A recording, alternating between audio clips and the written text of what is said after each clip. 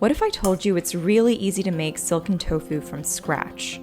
A breakfast dish in China, tofu hua or tofu pudding, is made from fresh, tender tofu and can be dressed up in savory or sweet variants to your taste. Let's make that today.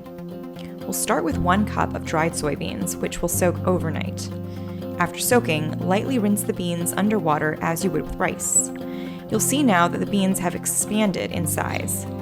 We're going to fish them out and into a high-powered blender.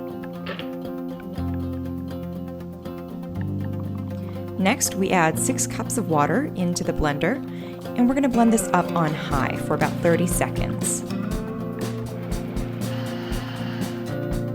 Next, set a pot on the stove, stretch out a nut bag over the pot, and pour in your newly blended soy milk.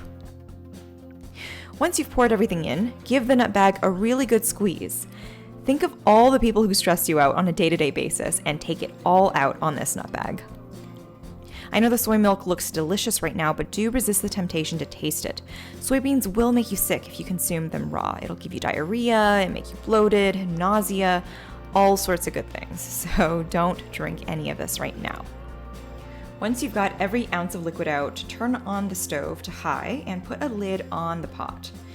If you need a coffee break, bring your coffee next to the stove. Don't walk away from this because once this thing comes to a first boil, it's going to be very quickly boiling over, and you don't want a huge mess in your kitchen. I have made that mistake before.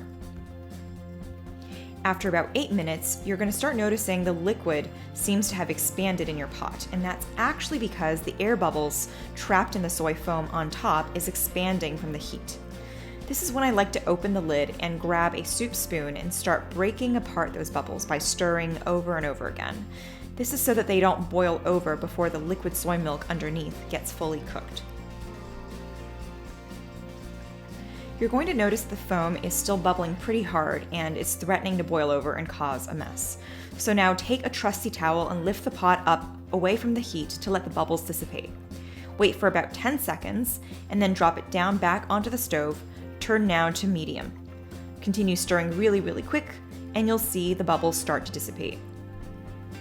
Once the bubbles are mostly gone, boil again on high, lid off. You want to see a full boil for about 10 minutes to be safe. And a full boil here means you want to see ripples, the way that you would if you were boiling water, just like this. Once that's done, turn the stove off. For soy milk to turn into tofu, we need a coagulant, in this case GDL, whole 3 grams of it. So measure that out and pour it into a container where you plan to set your tofu. Now back to your pot of soy milk. Take a thermometer to measure its temperature.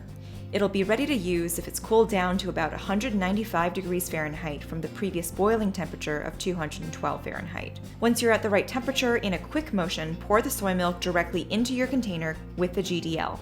Do not stir at this step. It'll take just a few minutes for the tofu to set, and there are a couple of things you can do while waiting. Checking in on your cat is one possibility.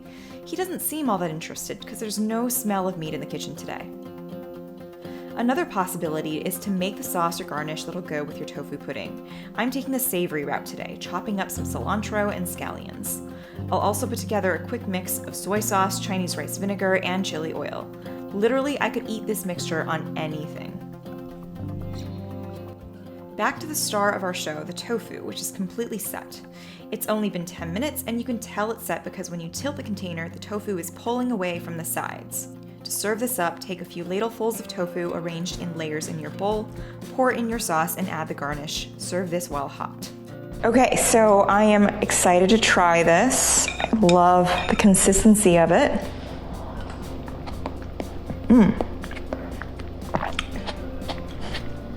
It is piping hot, but so savory. The tofu that's freshly made has this very rich soybean aroma, and it really just sucks up all of this other stuff that you put on it. So if you wanted to make this sweet, you can totally do that. If you wanted to make it savory, this is a great way to do it. This is pure protein with a little bit of vegetables to convince me I'm actually doing something good for myself. Thanks for watching. I'll see you guys next time.